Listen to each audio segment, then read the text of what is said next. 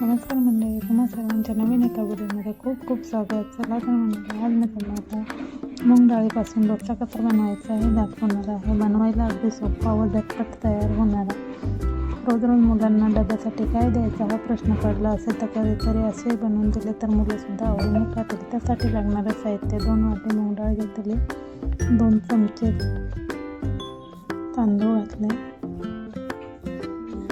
1 चमचा मेथीचे दाणे रात्रभर भिजत ठेवले. रात्रभर किंवा 4-5 तास भिजत ठेवावे.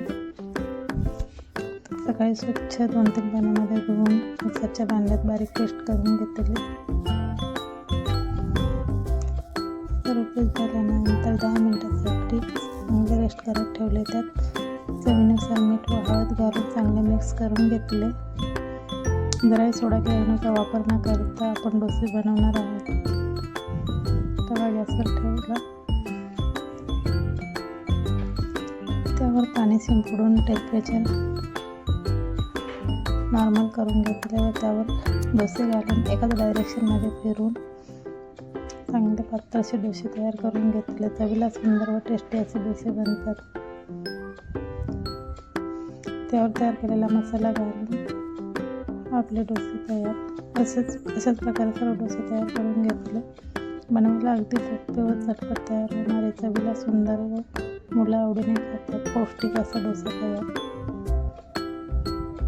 असेच नवनवीन व्हिडिओ बघण्याकरिता अजूनपर्यंत चॅनलला सबस्क्राईब केले नसेल तर सबस्क्राईब करा.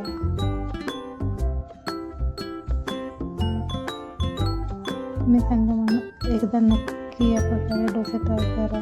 चवीला खूप सुंदर असतात व मुलं आवडीने खातात. डोसा खायला अगदी चटपटीत व मस्त लागतो, त्यामुळे एकदा ट्राय नक्की करा.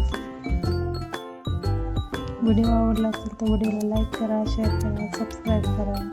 पुन्हा भेटूया अशाच नवनवीन रेसिपी घेऊन पुढील व्हिडिओमध्ये. तोपर्यंत काळजी घ्या. बाय.